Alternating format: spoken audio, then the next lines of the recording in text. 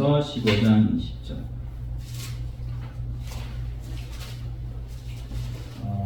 282페이지요. 고린도전서 15장 20절입니다. 20절로 28절까지 제가 공부하겠습니다. 같이 한번 읽으시죠. 그러나 이제 그리스도께서 죽은 자 가운데서 다시 살아나사 잠자는 자들의 첫 열매가 되셨도다. 사망이 한 사람으로 말미암았으니 죽은 자의 부활도 한 사람으로 말미암는도다. 아담 안에서 모든 사람이 죽은 것 같이 그리스도 안에서 모든 사람이 삶을 얻으리라. 그러나 각각 자기 차례대로 되리니 먼저는 첫 열매인 그리스도요, 다음에는 그가 강림하실 때에 그리스도에게 속한 자요, 그 후에는 마지막이니 그가 모든 천지와 모든 권세와 능력을 멸하시고 나라를 아버지와 하나님께 바칠 때라. 그가 모든 원수를 그 발 아래에 둘 때까지 반드시 왕노릇 하시리니 맨 나중에 영광받을 원수는 사망이니라. 만물을 그의 발 아래에 두셨다 하셨으니 만물을 아래에 둔다 말씀하실 때에 만물을 그의 아래에 두시니까 그 중에 들지 않는 것이 분명하도다. 만물을 그에게 복종하게 하실 때에는 아들 자신도 그때에 만물을 자기에게 복종하게 하신 이에게 복종하게 되리니 이는 하나님이 만유의 주로서 만유 안에 계시려 하심이라. 아멘. 옆사람과 축복하겠습니다. 행복한 부활절 되십시오. 행복한 부활절 되십시오. 영어로 말해보겠습니다. 국제시대 해피 이스터. 해피 이스터. 네, 자, 해피 이스터. 자, 우리가 기독교 신앙을 갖게 되는데 자연스럽지 못한 부분이 좀 있죠. 뭔가 막히는 부분. 예수님을 믿으러 가는데 요거는 우리의 생각에 조금 안 맞다 하는 부분이 좀 있습니다. 뭔가 막히는 부분이죠. 처음에 교회 다닐 때 예수 믿을 때 한번 상상해 보시면 아마 이해가 될 텐데, 특별히 우리가 세 가지 좀 부딪히는 게 있는데, 물리적인 것을 말하는 게 아니고요, 우리의 생각, 이건 정신적인 부분이라고 말할 수 있겠죠. 첫 번째가 뭐냐면 동정녀 탄생을 말하고 있습니다. 동정녀 탄생. 어떻게 결혼하지 않은 여자가 아이를 낳을 수 있을까? 지금은 우리가 조금 전에도 했지만 성령으로 잉태하사 이 말을 쉽게 이해하고 믿고 있지만 처음 예수 믿는 사람은 이 벽을 뛰어넘기가 어려운 거예요. 어떻게 성령으로 잉태돼서 아들을 낳을까? 처녀가 이해할 수가 없는 거죠. 근데 요거를 뛰어넘어야 돼. 그것도 뛰어넘어야 되는 또 한 가지가 있어요. 뭐냐면 예수 그리스도의 대신 속죄하는 이 대속적인 죽음입니다. 2000년 전에 오신 예수님, 지금 우리와 시간적인 갭도 있고 또 장소도 다르고요. 이런 시공간의 차이가 있는 예수님. 그러나 예수님은 진짜 오셔서 진짜 십자가에 죽으신 것은 사실이거든요. 근데 이런 시공간의 차이가 있는 것을 어떻게 우리한테 적용을 시켜가지고 오늘 2000년이 지난 내가 예수님을 믿게 되면 어떻게 내 죄가 이렇게 용서함을 받을 수 있는가라는 것을 우리가 참 받아들이기가 쉽지가 않은 거죠. 세 번째는 뭐냐면 오늘 이제 부활절인데요. 어떻게 죽은 자가 다시 살 수 있는가? 예수를 처음 믿고자 하는 사람들, 신앙생활을 하고자 하는 사람들에게는 이것이 참 걸림돌입니다. 그렇지만 이 세 가지는 또 한편으로 기독교 신앙에 있어서 이게 중심이에요. 이게 핵심이에요. 이 세 가지를 통하지 않고서는 그가 예수 믿는 자라고 말할 수가 없습니다. 사람들은 본능적으로 좀 상식적으로 통상적인 그런 생각의 범위 안에서 이렇게 자기를 진행하려고 하죠. 그래서 그런 부분에서 좀 벗어난 부분이 있다면 엄청나게 부담감을 갖습니다. 그래서 전도하면서 보면 이렇게 표시를 하는 사람도 있고 그래요. 그러면 믿어지지 않는 것이 정상이지. 왜냐하면 성령께서 믿어지게 하셔야 되니까요. 그래서 그냥 그렇게 넘어가고는 하는데 우리 마지막 세 번째 부분, 부활에 대한 믿음을 우리가 갖는다면 나머지 문제는 그다지 어렵지 않게 통과할 수 있지 않을까. 부활의 믿음을 가진다면 동정녀가 수태를 한다는 것 자체도 좀 믿을 수 있지 않을까, 이런 생각이 들고요. 또 십자가를 통해서 우리가 제사함 받는다. 내가 예수를 믿음으로 예수님이 십자가에 죽으신 것이 나의 죽음이고 내가 또 예수님이 부활하신 것이 나의 부활이 된다라는 것을 또 믿는 것도 그렇게 어렵지가 않은 것 같아요. 근데 이제 부활신앙이라는 거죠. 부활신앙. 우리가 이런 부활을 믿을 수 있는 것이 우리의 숙제가 되는데 우리가 한번 서론적으로 좀 이거를 한번 보도록 하겠습니다. 어떻게 우리가 부활을 믿을 수 있을 것인가?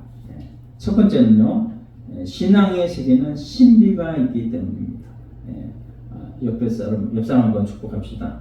신앙의 세계는 신비가 있대요. 신비가 있습니다. 신비. 여러분, 이 세상에는요, 우리 육신의 눈으로 또 우리 오감으로 인지되고 만져지는 또 알게 되는 분야도 있지만 보이지 않는 세계, 우리에게 보이지 않고 만져지지도 않으면서도 실제로는 있는 것이 엄청 많다는 거죠. 우리가 느끼고 만드는 것보다 훨씬 더 많은 게 세상이라는 거죠. 우리 이성의 한계 때문에 우리는 손바닥 하나만 가려워도 앞을 내다보지 못하고 우리가 1분 이후도 아니 10초 이후도 알지 못하기 때문에 우리가 얼마나 많은 재난에 노출되고 있습니까? 그렇게 우리는 연약한 존재, 이성의 한계가 있다는 것이죠. 그래서 이 때문에 우리가 돌파할 수가 있습니다. 신비의 세계로 들어갑니다.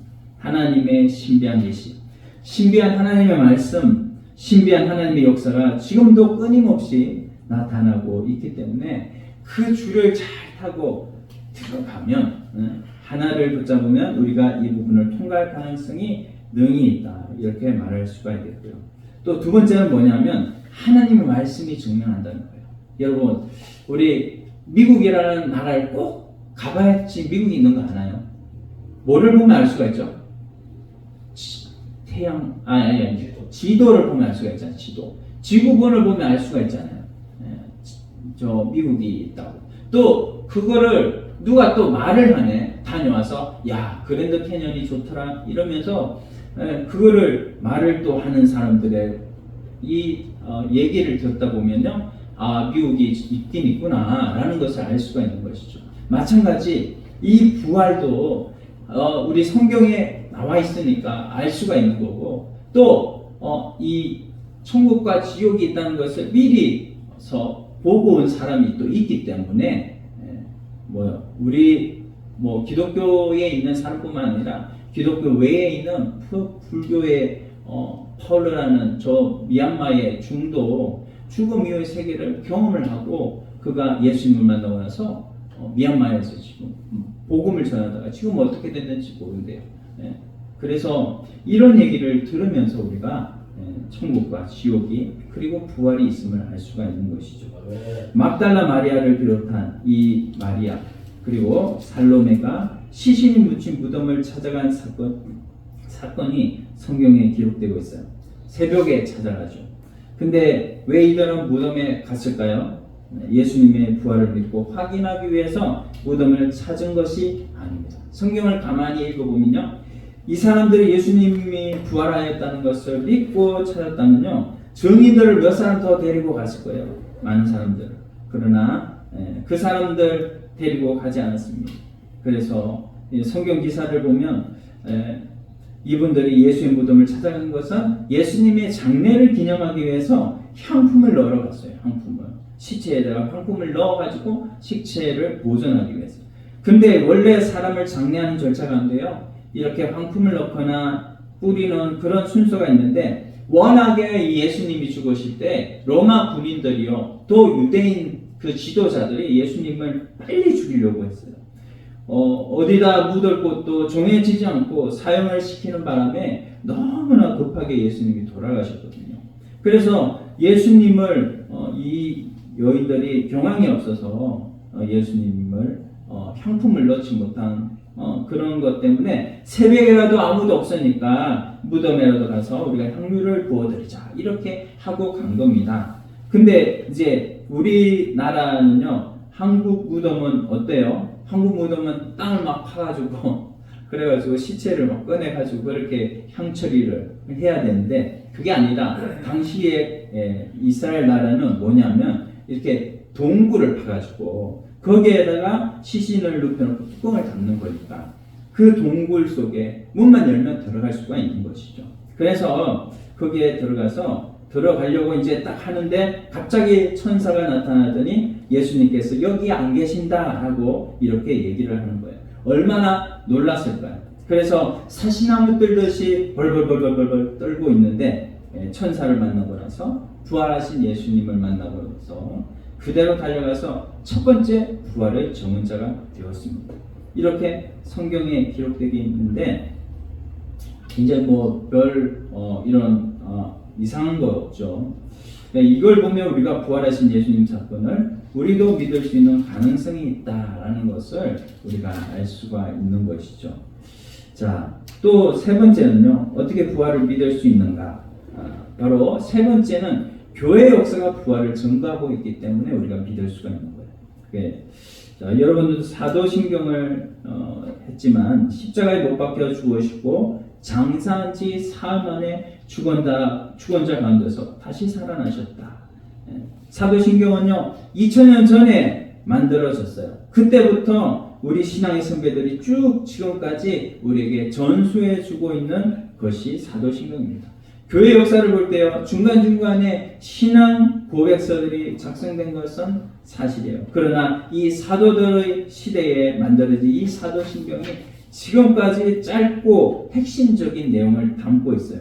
지금까지 그래서 쭉 내려오고 있어요. 우리는 늘 고백하고 있어요. 그렇기 때문에 초대교회 솔직히 초대교회 사람들이 이걸 고백하면서요 그 사람들 이거 고백해서 무슨 유익이 있었을까요? 아니요. 아무 유익이 없고 그저 목숨이 위협을 당했을 거예요. 왜냐하면요 당시에는 예수 부활을 증거하면 사람들한테 따돌림을 받고 왕따를 당하고 오히려 죽임을 당할 수 있는 이런 상황에 놓여져 있기 때문이죠. 그래서 예수님이 부활했다고 끝까지 주장하고 신앙 고백을 하려면요 이거를 굉장히 목숨을 걸어야 하는 그런 시대에 그들이 이 신앙 고백을 함으로 인해 가지고 예수님의 이 부활에 대해서 신앙 고백을 했고 그들이 이 부활을 더욱더 믿었다는 것을 우리가 알 수가 있습니다. 우리 또 네 번째는 뭐냐면 사도 바울이 부활을 증거했대요. 사도 바울이. 그래서 여러분 사도 바울은 어떤 사람일까요? 그 사도 바울이요 모태 신앙인으로서 우리처럼 여러분 태어나면서 우리는 여기에 뭐 모태 신앙인 분도 있지만 이 모태 신앙인처럼 태어나면서 복음을 듣고 복음을 접하다가 집사가 되고 또 장로가 되고 한 사람들 이런 사람들도 있지만 그런 사람이 아니에요. 사도 바울은. 이 바울이라는 사람은요 어떤 사람이 스데반 집사 죽일 때도 앞장섰고 초대교회 집사들을 죽인 사람이고 예수 믿는 사람들을 천천지 원수로 생각하고 예수 믿는 사람들을 굉장히 핍박하는 이런 사람이었어요. 혹시 우리 주변에 그런 사람이 있습니까? 내가 복음을 전거했는데 예수 믿는 사람은 막 이러고 또 예수 믿는 사람한테 침도 뱉고 예수 믿는 사람을 막 욕하기도 하고 이런 사람 보면 이런 사람을 우리가 좀 축복해 줄 필요가 있어요. 그래서 저 사람 바울 되려고 저러는구나. 그러면서 우리가 좀 그 사람을 감싸줄 필요가 좀 있다는 것이죠. 우리가 이 바울은요 다메섹 도상에서 다메섹으로 예수 믿는 사람을 넘겨주기 위해서 가던 그런 사람이었는데 거기서 예수를 만났어요. 부활하신 예수님을 만난 거죠. 가만히 보니까요, 이 사람이요, 내가 예수를 만났다, 내가 부활하신 주님을 만났다고 이렇게 증거하고 돌아다니는데, 그게요, 말만 그런 게 아니라 그 사람 생애 가운데 완전히 바뀌어가지고요, 부활하신 예수님 막 증거하고 돌아다니는 거예요. 목숨 걸고 막 돌아다니는 거예요. 그리고 바울이라는 인물을 가만히 봤더니 이게 그 사람들 제대로 부활한 사람을 만났고, 바울이 자기 인생을 막 거기다 거는 거죠. 목숨을 막 걸어요. 그리고 예수님은 성경대로 부활하신 분이다. 여러분, 부활하신 주님은요, 베드로에게 나타나셨고 12제자에게 나타나셨고 500여 형제에게 나타나셨고 예수님 동생 야고보에게도 나타나시고 사도들, 그렇게 부활하신 주님이 나에게도 나타나신 줄로 믿습니다. 그러니 여러분, 왜 부활하신 주님을 못 믿는단 말입니까? 내가 믿는데 왜 여러분 왜 못 믿는단 말입니까? 우리 고린도전서 15장 얘기 한번 보면, 우리 15장이 바로 부활장인데요. 부활장인데, 우리가 이 4월이 되면 꽃이 피고 만물이 이렇게 소생하는 부활의 계절 아닙니까? 그 부활의 계절인데, 이 계절에 부활의 주님 부활절이 있고요. 우리가 또 부활절의 주님을 만날 수가 있고, 저 꽃들과 함께 4월에 우리가 얼마나 감사한지 몰라. 사도 바울이 부활하신 주님을 만나고요, 인생이 기쁨이 충만해 가지고 그렇게 살았습니다. 고백하면서 그를 전하기 위해서 목숨을 걸었어요. 그렇게 기쁨 가운데 우리가 사도 바울의 그 기쁨을 우리가 동참할 수 있다는 게 얼마나 또 감사하죠.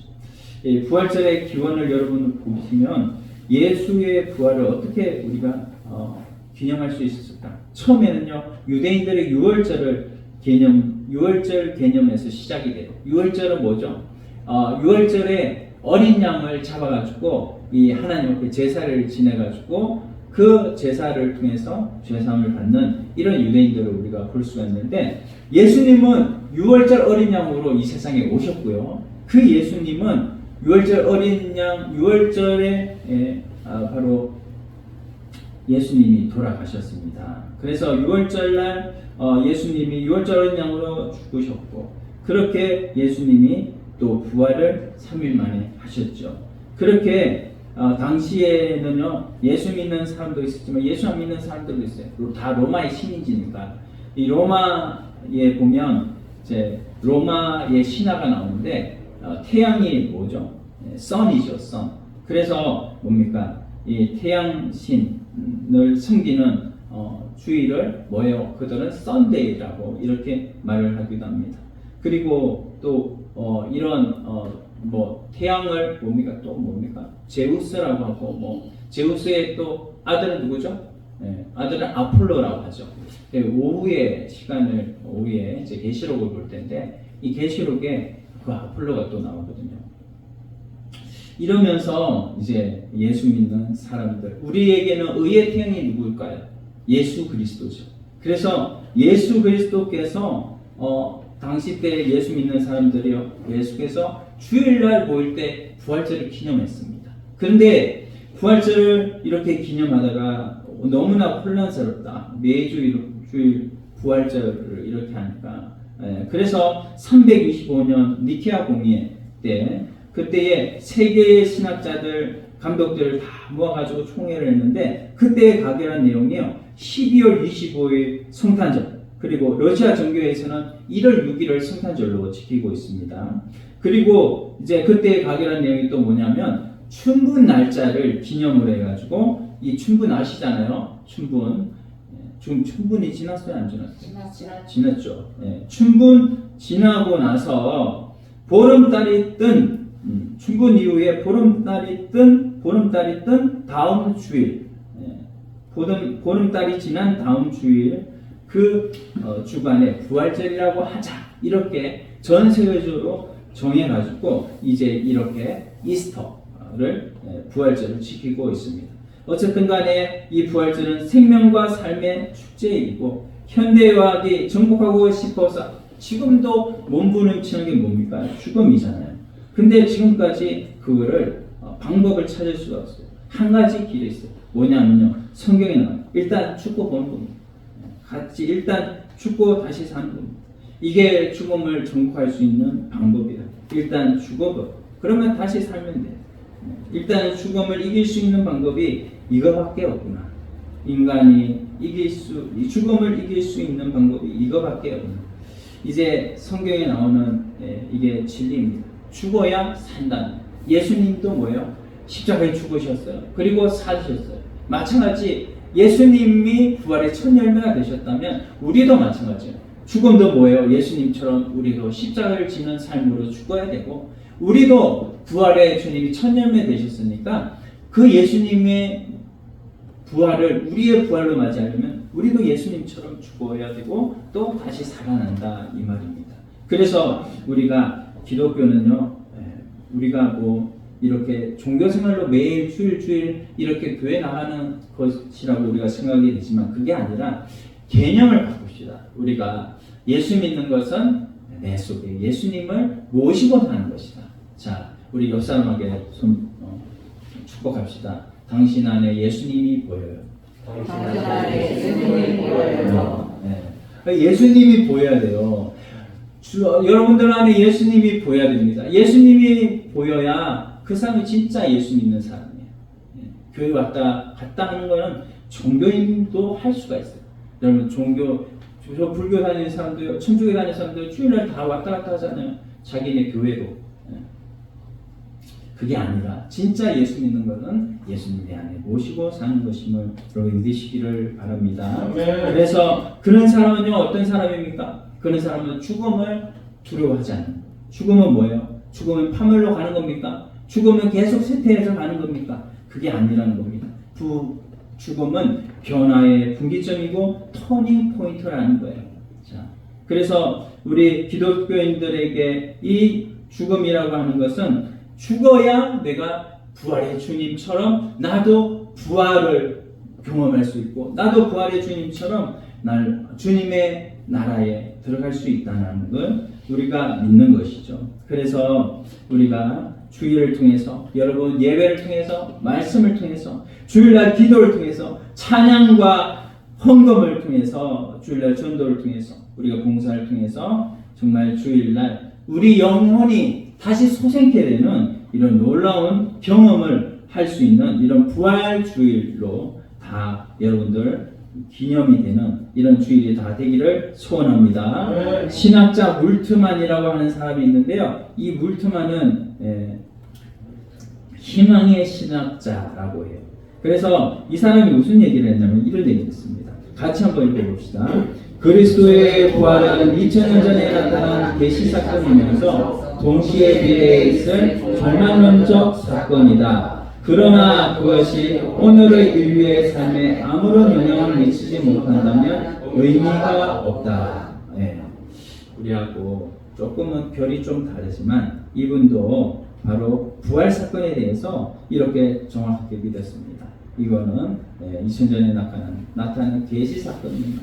또 미래에 있을 종말론적 사건이다. 바로 우리의 사건이 이런 거죠. 우리가 예수님을 따라서 살다가 예수님께 속해 살다가 죽고 나서 결국은 하나님 나라로 갈 텐데 하나님 나라에서 살다가 예수님이 재림하실 때 그때요 우리도 하늘나라에 있던 우리 영혼이 이 땅에 육체와 결합이 되어가지고 이제는 이 땅에서 천년왕국을 이루고 사는 그런 우리가 될 것이다 라는 것을 말씀하고 있는 거예요. 그래서 고린도전서 15장 보시면 1절로 11절까지는 뭐예요? 부활의 확실성에 대해서 말씀하고 있는 것입니다. 부활의 확실성. 부활이 확실하다는 거죠. 부활이 확실하다는 거죠. 그래서 예수님께서 바로 이 제자들에게 나타나셔가지고 이 제자들에게 자신의 몸을 보여주셨잖아요. 그러니까 제자들이 어떻게 해요? 자신을 죽일 수도 있는 그 예루살렘 거리에 나가가지고 복음 막 증거할 때 예수를 증거할 때에 그들에게 3,000명, 5,000명에 얘기하는 기적의 역사가 있었던 것이죠. 그들이요 죽음이 두려워서 그들이 정말 나가기를 꺼려했다면 억지로 나갔다면 거기에 어떻게 3,000명이 회개하고 5,000명이 회개했겠어요. 그 회개한 역사가요 결국은 뭡니까? 예수님을 죽였던 로마 나라를 변화시켜가지고 로마 나라가 300년 후에는 어떻게 예수님을 이제는 더 이상 예수님 믿는 기독교를 박해하지 마라 이렇게 얘기했고 100여 년 후에는 기독교를 이제는 로마의 기독교로 로마의 주 종교로 이렇게 받아들이는 로마가 되어졌다는 거예요. 이게 바로 어떻게 하면 그렇게 가능할 수 있는 바로 예수 그리스도의 부활로 그렇게 된 줄로 믿습니다. 그래서 예수 그리스도를 믿는 믿음을 가지고 죽음을 두려워하지 않는 예수 그리스도의 그리스도인들이 이 복음을 전했기 때문에 이렇게 놀라운 이런 결과들이 일어나게 되었던 것이죠. 오늘 그래서 설교의 초점을 이렇게 사도 바울이 깨달은 주장, 사도 바울이요 이 부활의 확실성, 그 다음에 두 번째는 12절로 19절에는 부활의 중요성에 대해서 말씀하고 있고, 이제는 우리가 읽었던 이 본문에서 부활에 대해서 4가지 비밀을 말씀하고 있는데, 그 4가지 신앙의 비밀이 뭐냐 하면 대표적인 열매의 비밀을 말씀하고 있어요. 열매라고 하는 겁니다. 그래서 첫 번째, 또 두 번째 또 한번 볼까요? 신비적인 변화의 비밀, 그리고 세 번째는 순차적인 부활의 비밀, 네 번째는 순교적인 능력의 비밀. 이 비밀을 사도 바울은 알고 있었고, 이 비밀을 우리에게 전해주기를 사도 바울은 원했다는 거예요. 그래서 우리가 요거를 전하는데 시간이 되는 데까지 제가 전해보도록 하겠습니다. 첫 번째 대표적인 열매의 비밀 20절을 한번 보실까요? 20절 같이 읽어보겠습니다. 그러나 이제 그리스도께서 죽은 자 가운데서 다시 살아나사 잠자는 자들의 첫 열매가 되셨도다. 아멘. 첫 열매가 되셨도다. 첫 열매. 이렇게 말씀하고 있어요. 자, 부활의 확실성, 부활의 중요성 얘기하다가 지금 딱 멈추고 이제 성도의 부활에 대해서 얘기를 하는 겁니다. 이게 서론적인 명제가 뭐냐면 잠자는 자들의 첫 열매가 되셨다라는 거예요. 우리가 예수님의 부활 사건의 중요성을 오늘 나에게 첫 번째 적용시키는 것이 뭐냐면 예수의 부활인 줄로 믿습니다. 이거는 단순한 부활 사건이 아니라 잠자는 자들의 첫 열매가 되신 거예요. 다시 말하면 예수의 부활은 혼자서 단독적으로 이룬 사건 같지만 그게 아니라 예수님은 우리와 깊은 연관성이 있다.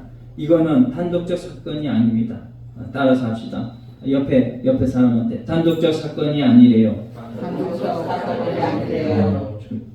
그래서 나와 관련이 있는 사건입니다. 그래서 첫 열매라는 의미가 뭐냐면 그 단어가 아파르케라는 단어인데요. 이 아파르케 이 얘기는 구약의 농사에서 말씀을 가져왔어요. 그래서 우리에게 적용시켰습니다. 그래서 출애굽기 23장 19절 말씀 보면요. 내 토지에서 처음 거둔 열매의 가장 좋은 것을 가져오라. 처음 거둔 열매란 말이 나와요. 처음 거둔 열매.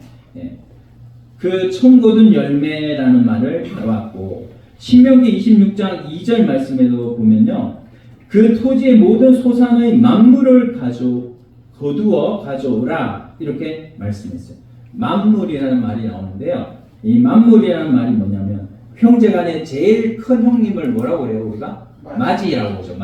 마지라고 그러는데 이 수확물의 첫물을 바로 만물이라고 합니다. 만물. 그래서 사도 바울은 구약학자고 이 랍비이기도 하고 성경을 다 머리에 꿰고 있었어요.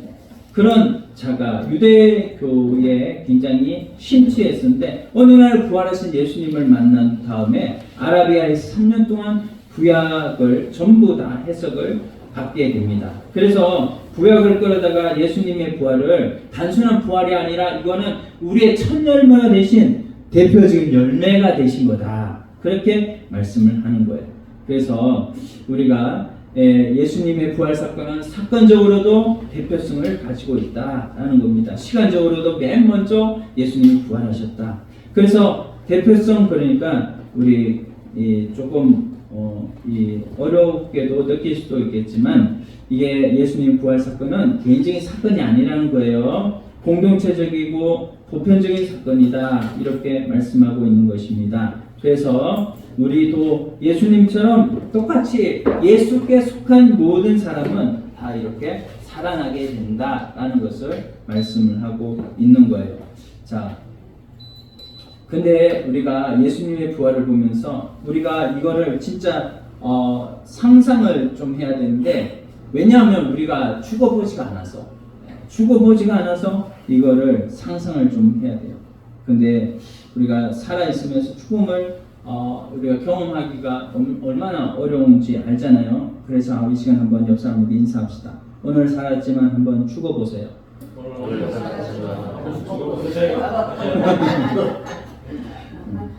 죽어봐야 돼요, 진짜. 죽어봐야지. 죽어볼래 이걸 아니라 죽어봐야 돼요. 그래야지 우리가 부활을 상상할 수가 있는 겁니다. 그래서 21절 또 이렇게 말합니다. 사망이 한 사람으로 말미암았으니 죽은 자의 부활도 한 사람으로 말미암는도다. 여기 사망이 한 사람으로 말미암았다는 얘기가 누구를 얘기해요? 한 사람이? 아담입니다. 아담으로 말미암았으니 죽은 자의 부활도 한 사람으로, 죽은 자의 부활도 이 뒤에 나온 한 사람 또 누구예요? 예수님. 그래서 아담과 예수를 이렇게 나누고 있는 겁니다. 그리고 22절 봅시다. 아담 안에서 모든 사람이 죽은 것 같이. 그쵸? 첫째 아담은 우리에게 죄를 지어가지고 우리에게 사망을 가져다 줬어요. 그래서 우리가 다 아담을 따라서 다 죽는 겁니다. 우리는 이 세상에 태어났으면 누구나 다 죽게 돼요. 그래서 다 죽는 겁니다. 그리스도 안에서 이제 22절 죽은 것 같이 모든 사람이 아담 안에서 죽은 것 같이 그리스도 안에서 모든 사람이 삶을 얻으리라, 이렇게 말씀하는데, 이 삶이 뭡니까? 이 삶이 부활이라는 것이죠. 그래서 우리가 그리스도로 말미암아서 부활의 생명을 얻은 줄로 믿습니다. 그래서 아담과 예수님을 이렇게 대조하면서 죽음과 부활을 이렇게 대조를 하고 있는 거예요. 데살로니가전서 4장 16절 무엇이라고 말하냐면요, 마지막 시대에 주께서 호령과 천사장의 소리와 하나님의 나팔 소리로 친히 하늘로부터 강림하시리니, 그렇게 말씀했습니다. 예수님이 아기 예수로 왔을 때를요, first coming이라고 얘기를 해요. 그런데 재림을요 뭐라고 말하냐면 두 번째 오는 것은 second coming이라고 부릅니다. 그래서 뭐냐면 재림, 우리가 두 번째 강림하신다, 하늘로부터 친히 강림하시리니 그리스도 안에서 죽은 자들이 먼저 일어나고 그리스도와 연관된 사람들은 전부 다 이때 일어납니다. 순서가 예수님 오실 때 우리도 다 일어나는 거예요. 그때는 뭐를 가지고요? 육신을 가지고, 육신하고 같이 부활을 하신 첫 열매 되신 예수님을 따라서 우리도 다시 부활할 것이다 라는 겁니다. 이렇게 순서가 나와요. 그래서 먼저 일어나고 이렇게 그 다음에 우리가 일어난다. 그래서 사도 바울이 이렇게 다 전부 다 정리를 다 해놨습니다. 그래서 따로 제가 설명할 필요가 없이 그냥 저는 전해드리는 것밖에 없어요. 아담은 결국 여러분 이 사망의 조상이 되고 그리스도는 생명의 조상이 된 겁니다. 자, 마지막 첫째 아담은 죽이는 영, 둘째 아담은 뭐예요? 살려주는 영이 되었습니다. 그래서 사도 바울이 이렇게 우리에게 이거를 가르쳐 주는데, 우리는 아담에게 속했어요. 그러나 지금은 뭡니까? 우리가 누구한테 속했어요? 아담에게 속한 것은 옛사람이고, 우리가 지금 속한 것은 뭐예요? 새 사람, 예수 그리스도께 속해가지고 새 사람이 우리가 다 되어졌습니다. 그래서 우리는 뭐예요? 에베소서, 이거 뒤에 보면 고린도전서, 그 다음에 갈라디아서, 에베소서가 나오는데, 에베소서의 4장에 가면요, 우리가 뭐예요? 옛사람이 있고 새사람이 있다고 그랬어요. 그래서 우리 뭡니까? 이 속에서 항상 믿음의 사람은요, 예수님께 속한 사람은요, 항상 옛사람과 새사람이 전쟁을 한다, 이렇게 말을 했습니다. 우리는 어디에 속해서? 예수님께 속해서 뭐예요? 항상 우리 마음에 갈등이 올 때 누구에게 속한 표시를 내야 되죠? 예수님께 속한 표시를 내야 돼요. 그러면 누구? 바로 새 사람. 그 새 사람은 배웠어요. 뭐예요? 피와 예수님의 십자가 보혈 피와 또 진리와 성령으로 된 사람. 그 사람에게 우리가 속해서 하나님 나라의 사람으로 날마다 변해가는 줄로 믿습니다. 여러분 이 대표를 잘 알아야 돼요. 여러분 옛날에요, 옛날 전쟁은요, 맨 처음부터 막 치고받고 싸우는 게 아니라 대표가 먼저 나와가지고 막 싸우는 거예요. 여러분 다윗과 골리앗이 있잖아요. 다윗과 골리앗 진영이요, 다윗은 이스라엘 사람이고 골리앗은 뭐예요? 블레셋 진영인데 이 두 무리가 싸우기 전에 먼저 대표들이 나옵니다. 그래서 골리앗이 막 나오는데 골리앗이 이제 하나님의 모욕을 하고 막 하죠. 그러니까는 골리앗을 대적할 사람이 이스라엘은 없는 거예요. 그러니까 다윗이 듣다가요 어떻게 해요? 내가 나가겠다 그러면서 다윗이 나가가지고 이 골리앗을 죽이죠. 그렇게 대표로 나와가지고 한번 이기면 그 전쟁은 끝나는 거예요. 이제는 사기가 누구한테 가요? 맨 처음에는 블레셋에게 있었지만 나중에는 뭐예요? 다윗의 이스라엘에게 이 사기가 옮겨갔습니다. 대표가 한번 이겼으니까. 그래서 이 대표 때문에 우리도 나중에 뭐예요? 끝에는 우리도 질 것이다, 이길 것이다. 할렐루야. 아멘. 예, 우리도 예수 그리스도를 따라서 우리도 한 번은 죽어야 되지만 죽고 나서는 부활의 영광이 우리에게 있는 줄로 믿습니다. 그래서 이 대표를 꼭 믿으시고 여러분 하나님 앞에 믿음 생활하시기를 바랍니다. 두 번째는 신체적인 변화의 비밀이에요. 55절 56절 한번 봅시다. 요거 뒤에 넘어가서요. 한 장 넘어가서 55절 56절 같이 읽어보겠게요. 사망아 너의 승리가 어디 있느냐? 사망아 너가 쏘는 것이 어디 있느냐? 사망이 쏘는 것은 죄의 근놈은 율법이라. 아멘. 여러분 26절에 보면요, 맨 나중에 멸망받을 원수는 누구냐면은 사탄, 마귀, 사망입니다. 근데 이 사망이 너무나 강한 왕이에요. 그래서 이 세상에서 가장 사람들이 두려워하는 것이 뭐냐면 죽음이거든요. 근데 사실 이 죽음은요, 그들에게 역사는 너무나 강한 왕. 이미 우리도 예수 그리스도를 믿기 전에는 이미 너무나 강한 왕, 이 사망이 왕노릇 해가지고 우리도 예수님 믿기가 참으로 어려웠습니다. 왜냐하면 사탄이 그걸 딱 붙들고 있거든요. 사탄이 죽으면 끝이야. 죽으면 야 천국과 지옥이 어디 있어? 야 죽으면 끝이야. 여기에서 너 목숨 안 살리면 너는 끝이야. 이러면서 사탄이 우리를 계속해서 우리 마음을 유혹하고 우리 마음을 그렇게 이끌어가는 거거든요. 근데 이것을 우리가 이긴 사람이기 때문에, 누가 이겼기 때문에?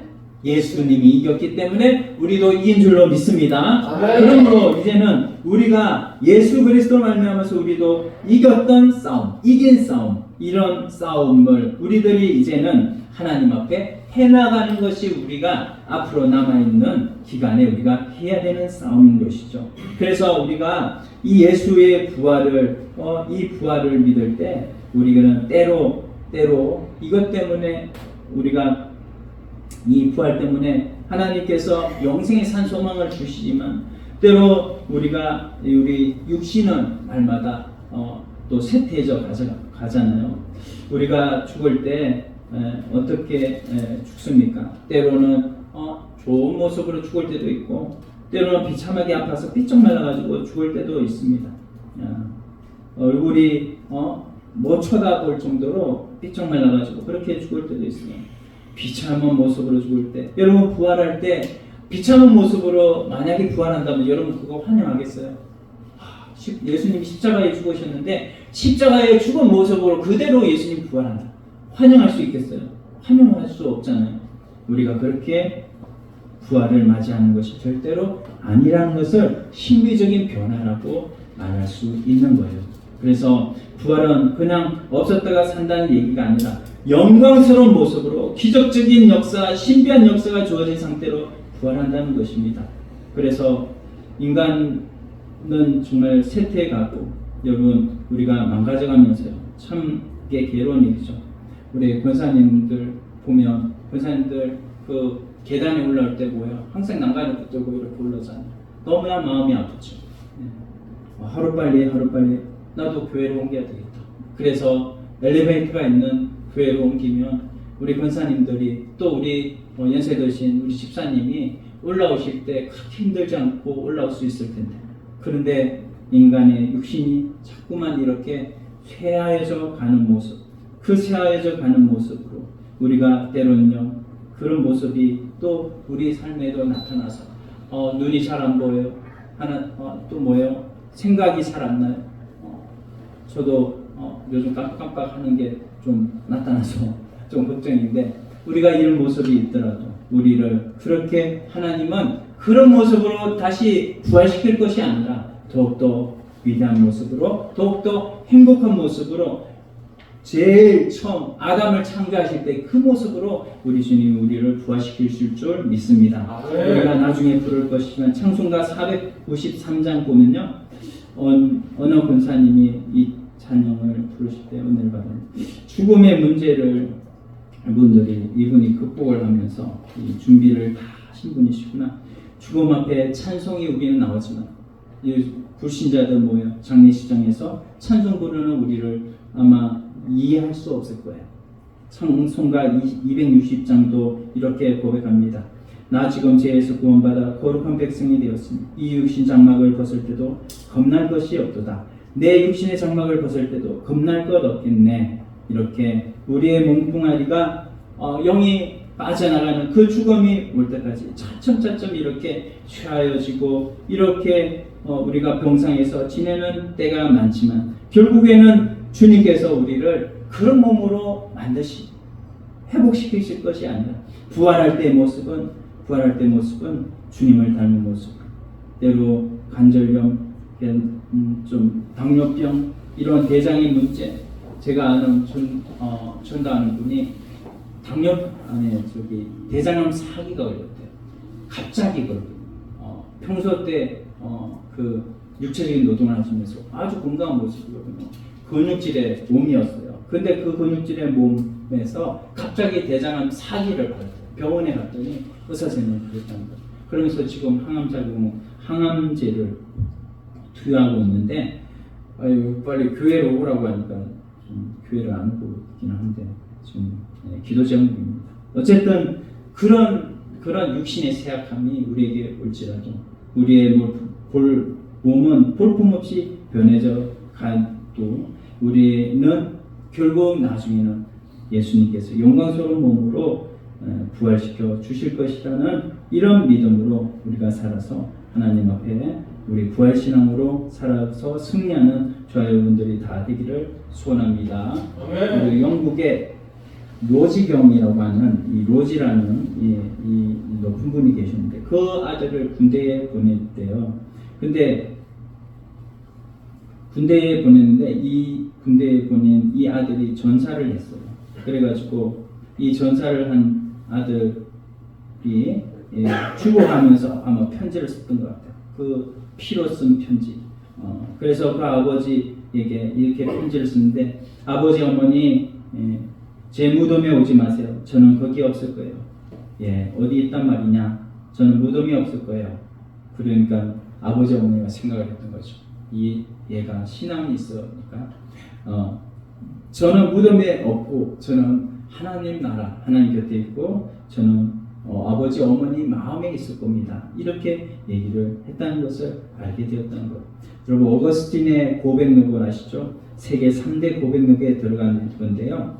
신앙인들이 읽어볼 필요가 있어요. 이 어머니가 누구죠? 모니카죠. 모니카. 그 어머니 모니카의 기도로 이 아프리카의 출신이었거든요. 어거스틴이. 근데 아버지는 아프리카에 죽어서 아프리카에 붙였어요. 근데 이제 가족들이 죽으면 다 이제 그 한 가족의 이렇게 장지를 정하나 봐요. 근데 이제 이 어머니가 이제 이태리로 어거스틴이 가고 나서 감독으로 가고 나서 어머니도 따라서 그도 이태리로 갔는데 이태리로 가면서 어머니가 쇠약해 병이 들어가지고 이제 어머니가 죽을 때 어머니가 뭐라고 그랬냐면 내 몸을 아무데나 묻어라. 장지 문제는 신경 쓰지 말아라. 그러면서 자기 몸을 아무데나 묻어라고 아들에게 말했다고 합니다. 어머니가 그러면서 아들이 어머니 고향에서 너무 멀리 떨어져 나와서 묻히게 되면 두렵지 않으세요? 그렇게 말했더니 하나님께는 먼 곳이 없단다. 이렇게 얘기를 했다는 겁니다. 여러분, 오늘 우리의 삶도 마찬가지예요. 우리가 어떻게 죽든 그게 중요한 게 아니에요. 우리가 병원에서 이렇게 칼집이 나서 그렇게 결국 사람을 살리다가 칼에 막 다 찢겨가지고 몸이 죽든, 우리가 6.25 전쟁 때 뭐예요? 그 폭탄을 안고 탱크 밑에 가가지고 탱크에서 같이 자폭하면서 죽었던 그 몸은 우리 주님께서 더욱더 건강한 모습으로 영원히 건강한 모습으로 회복시켜 주실 줄로 믿습니다. 오늘 두 가지 말씀드렸습니다. 첫째, 대표적인 열매의 비밀, 바로 예수님은 우리의 모든 예수께 속한 자들의 대표가 되셔서 우리의 첫 열매가 되셨다. 우리도 그 예수님처럼 부활할 것이다 라는 것을 말씀드리고, 두 번째는 심리적인 변화, 아무렇게나 우리가 부활하지 않는다는 거예요. 영광스러운 모습으로 우리가 부활할 줄로 믿습니다. 나를 결국 우리 썩어질 육체, 이것은 점점 쇠퇴하고 후패져 가지만 결국 내 영광스러운 몸으로 다시 죽음 이후에는 예수님께서 부활시켜 주실 것이다 라는 이 믿음으로 살아갈 때, 오늘 내게 현실은 변화하여 가고 내가 병상에 눕거나 내가 이렇게 죽음을 이렇게 맞이할 수는 있어도 결국은 부활신앙으로 주님께서 나에게 주신 이 놀라운 신앙으로 다시금 하나님 앞에 다시 주님께서 나를 회복시킬 것이라고 하는 이런 믿음으로 죽음도 두렵지 않고 죽음을 이겨가는, 세상 사람들이 우리를 이해하지 못하는 그런 신앙으로 우리가 주님 앞에 설 줄로 믿고 많은 사람들에게 선한 영향력을 끼칠 수 있을 줄 믿습니다. 오늘 말씀 생각하시면서 같이 한번 기도드리겠습니다. 하나님 아버지 감사합니다. 아버지 하나님, 우리